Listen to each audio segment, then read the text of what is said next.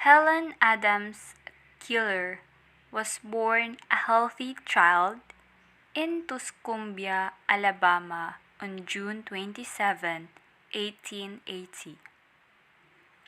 Her parents were Kate Adams Keller and Colonel Arthur Keller. At the age of 19 months, Helen became deaf and blind as a result of an unknown illness, perhaps rubella or scarlet fever. As Helen grew from infancy into childhood, she became wild and unruly. On March 3, 1887, Helen's life changed when Anne Sullivan came to Tuscumbia to be her teacher. Anne believed that the key to reaching Helen was to reach her obedience and love. She saw the need to discipline, but not rush, the spirit of her young change. As a result, within a week of her arrival, she had gained permission to remove Helen from the main house and live alone with her in the nearby cottage. They remained there for 2 weeks.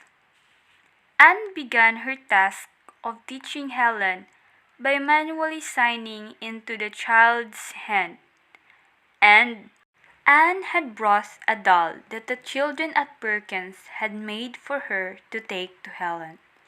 By spelling DOLL into the child's hand, she hoped to teach her to connect objects with letters.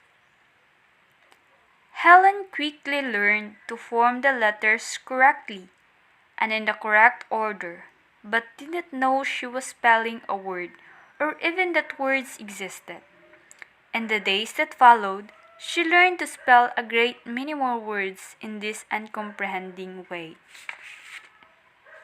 The most challenging lesson was to help Helen make the connection between a word and a concept. The world-changing breakthrough happened when Anne pumped well water into one of Helen's hands while fingers spelling the word water into her other hand.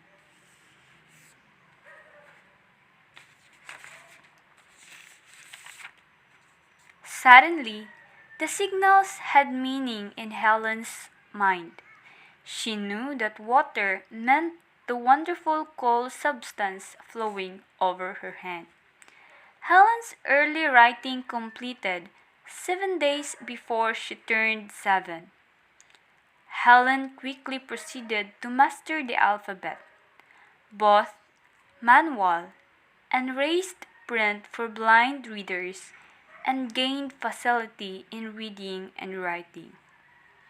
In Helen's handwriting, many round letters look square, but you can easily read everything. In 1890, when she was just 10, she expressed a desire to learn to speak. Anne took Helen to see Sarah Fuller at the Horace Mann School for the Deaf and Hard of Hearing in Boston. Fuller gave Helen 11 lessons, after which Anne taught Helen.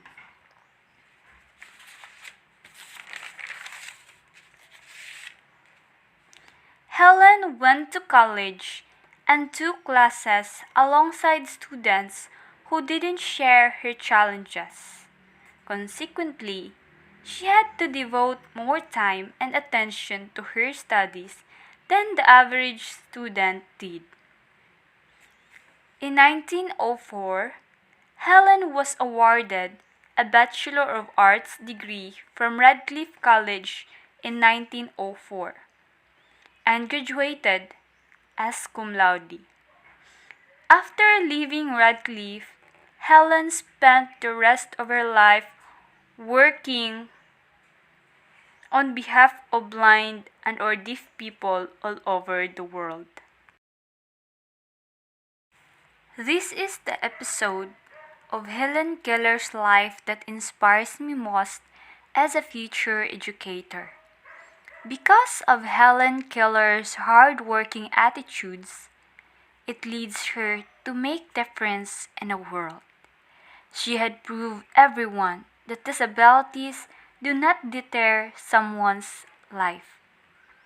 And what matter is your attitude and personality in dealing your life. As a future educator, I also want to make difference in my students' life and in the world I live in. Because of Helen's story, I got to appreciate and thankful with all the things that I have, my senses, and all my capabilities. And it encouraged me to do my best to make impact on other people's life. I realized that my struggles in learning are far from the struggle of Helen Keller just to learn how to write, read, and even speak. I am really inspired by Helen's burning passion to learn despite being deaf and being blind. Helen did her best to reach her dreams despite her disabilities. Then how much more a person like me, that is not even deaf and not blind, not achieve my dreams in life. Helen's life only proves that our fate is in our hands. And if you want fate that will change our lives, then we should strive harder to be on that fate in the future. To do not give up our dreams easily and hold on to it and continue believing in ourselves. Someday, we will be meaningfully living our lives like Helen did. But let Helen, with Polly's help, tell you.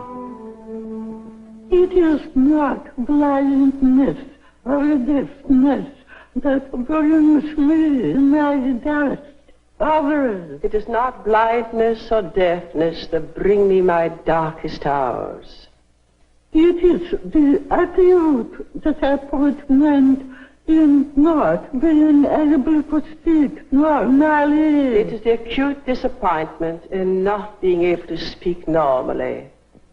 Longingly, I think how much more good I might have done if I had only acquired natural speech. Longingly I feel how much more good I could have done if I had acquired normal speech.